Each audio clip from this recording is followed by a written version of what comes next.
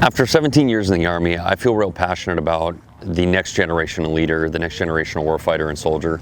I'm not the future of the Army anymore. I've been in 17 years and my time's coming to a close, but this is the future of the Army. These are the next generation of leaders and warfighters that are, the mission for the Army is to fight and win our nation's wars. And it's really passing the torch off to them. And so what makes me passionate about it is really leaving my footprint on the Army, the development that I can implement with these guys, and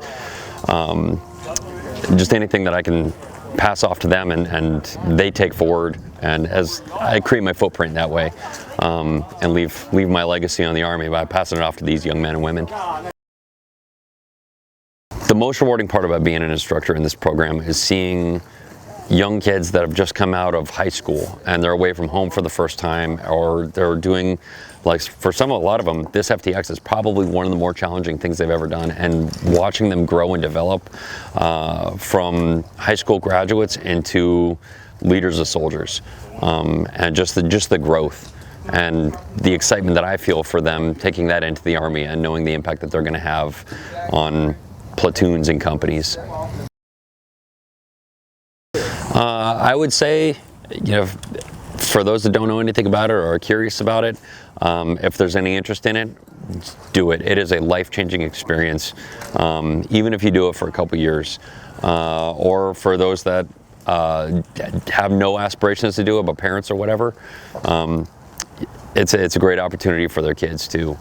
I've got a really good memory of being at an exercise. It was brutally cold, it was miserable, it was 33 degrees, raining sideways. We were all cold, wet, tired, exhausted, and my brigade commander at the time said, it doesn't matter if you do 4 years, 6 years, 20 years, what people always talk about after they get out of the Army, they could go on and have a successful career somewhere else, but they will always talk about their time in the Army. And that's true. The things that these young men and women are doing here are going to create friendships and memories that are going to last them a lifetime. So I wouldn't trade it for anything. For folks considering joining the ROTC, especially if you haven't heard anything about it, what I would say is that it is an incredible program for so many reasons. It helps build self-confidence, and on an institutional and personal level, it will increase their proficiencies, right? As an individual, you learn how to be a member of a team, and as you progress, you learn how to be a good leader and communicator, and these are skills that translate not just in the military, but everywhere else. There's also no commitment to the program for the first 2 years, right? So you can do 2 years in the ROTC, kind of just to test the waters and see if you like the Army, and if you don't, you can leave, and no hard feelings for anybody, but they still take all that stuff that they gained with them. And for those that stay in, I'm really impressed with this program's ability to develop leaders.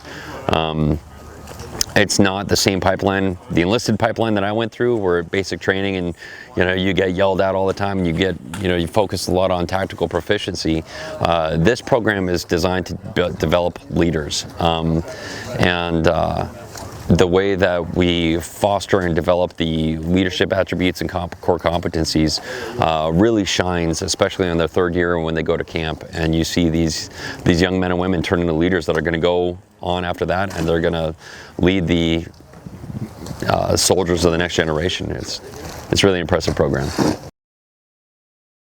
The ROTC program, we do 2 field training exercises a year, and one in the spring and one in the fall.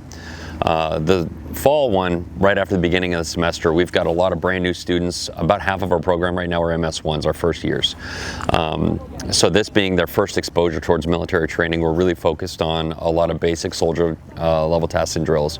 So marksmanship, land navigation, customs and courtesies, like the real basic stuff, but then evolving it into squad level proficiency. So operating as a member of a team and then as a squad before it escalates in the spring FTX towards platoon level operations. Being in Alaska, well, one, it's the choice. It's the freedom of ability to choose where I go, where I stay. I got a lot of family here, and that's important to me, is staying by family. A mentor of mine at once said, you live to work, or you work to live, you don't live to work. Right? And it's true, like the Army, active duty Army takes that opportunity or those options away from you. where the Army kind of becomes your life, but in the Alaska National Guard, you can kind of maintain that level of control over your own life. And so the ability to stay here by my family is important, and plus I just love Alaska. You know, skiing is one of my favorite things. Alaska is beautiful, the outdoors, the hiking, the fishing, the hunting, all of it. One of the great things about being an Alaska Guardsman and staying here local is the longevity that's created. A lot of these soldiers are going into the National Guard themselves, and so, you know, they'll be the same faces I see after this assignment, and they're going to go on and continue to do the same thing. But also, being part of Alaska for so long and being part of the Anchorage community, and then getting these students in, there's an understanding of, you know, what they've grown up with, and it creates an additional layer or level to connect with them, which is really important when you're trying to connect with young men and women, and foster that that connection, so you can increase that level of influence as they progress through the ROTC program.